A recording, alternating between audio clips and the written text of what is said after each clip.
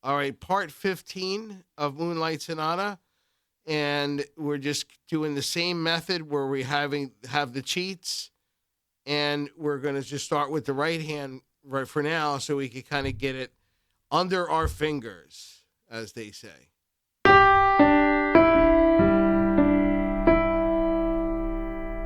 So Donna suggested lowercase g here. So you could distinguish without actually having to look at the dots right now between the high G and the low G.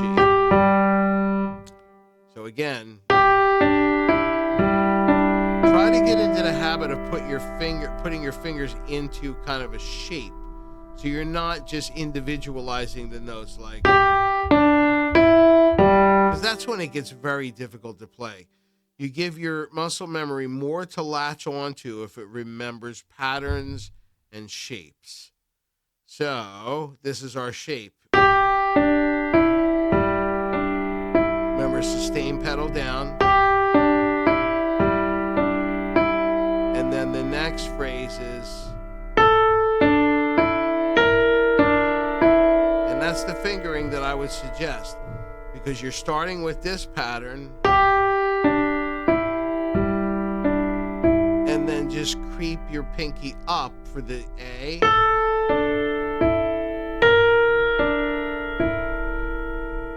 And take note of certain occurrences, like you have this A, but then you have a D and an E. Right? So you have an A, and then the D and the E, and then a B flat, and another D, E. So that helps your muscle memory and your sequential memory kind of remember a little bit better about what to do. So you have...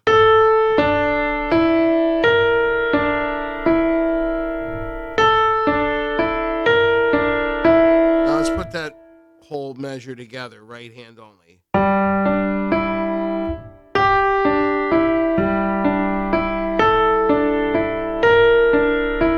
Again.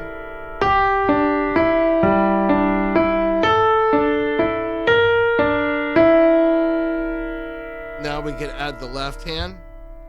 We have this B flat, and then this A and this G. So put your fingers in place so that you can play those without having to look. We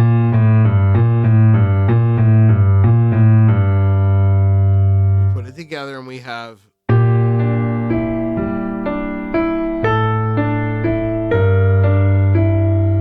Let's do that again.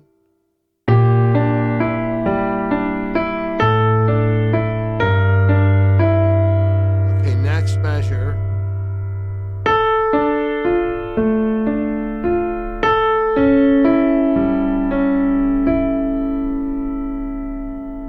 Okay, so you have an A, and then this figure. Again. So I look at this as the chord that starts the song, you know? So it's easy to remember to find that again. Then another A. So again, that's another thing you can latch on to. So you have A, and then a figure. And then another A, and then a different figure. So that whole measure, right hand is.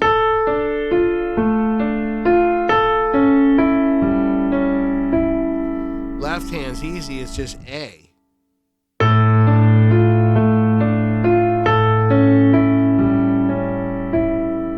Try to put those two measures together.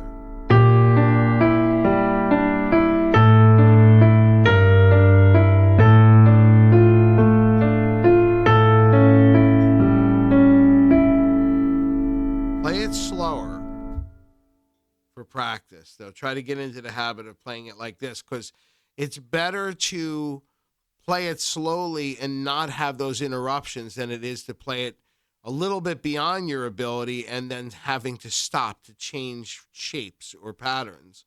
So nice and slow like this.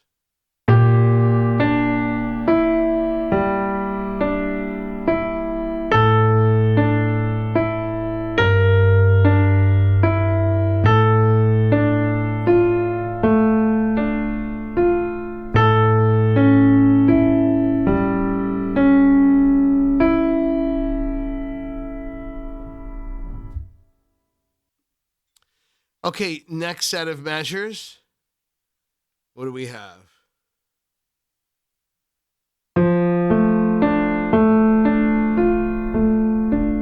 Okay, so we came off, the last thing that we played was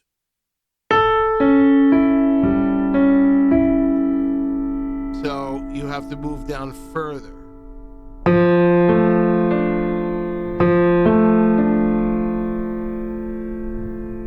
We'll play the previous measure again, just so you could kind of hear how it's going to move into this new measure.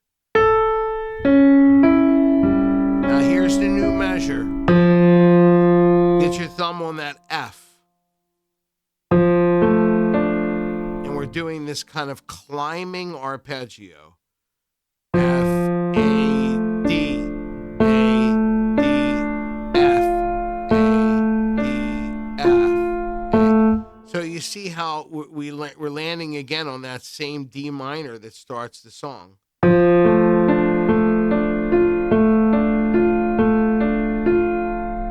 that measure, the right hand for that measure is relatively easy. So we have.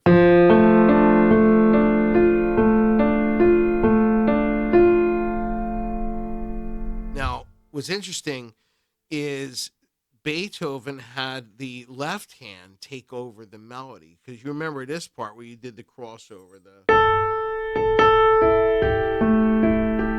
you did your crossover. But now that same thing is happening in the left hand, so it's going to sound pretty cool, pretty dramatic. So we have.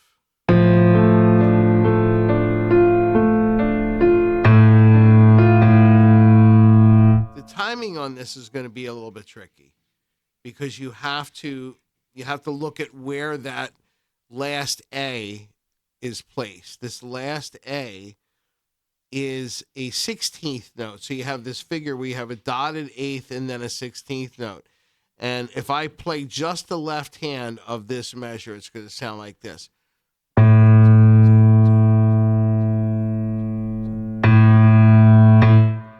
See, that second A is played really quickly, and you'll really notice it when it leads into this A in the next measure, because it sounds like this.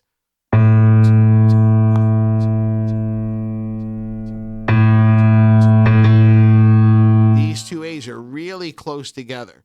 So you have to hear and experience the relationship between the pattern that you're playing with your right hand and this notational figure here on the left hand. So we have.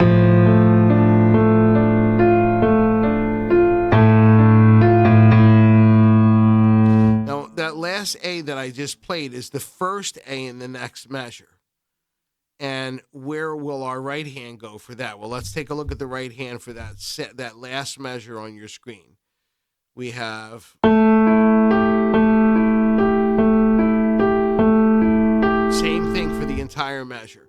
So let's just play those two measures right hand only, so we can really get this going.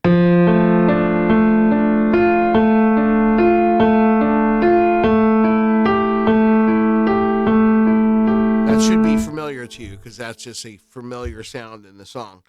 But it's the same chord for both measures, or it's the same chord for the entire measure. It goes from D minor. Let's see.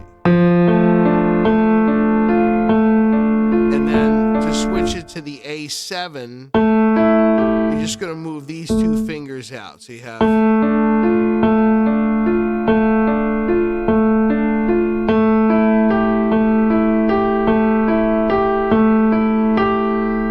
right, so assuming that the right hand is comfortable, then you could just move into the left hand and see kind of how they interact. We have. Let's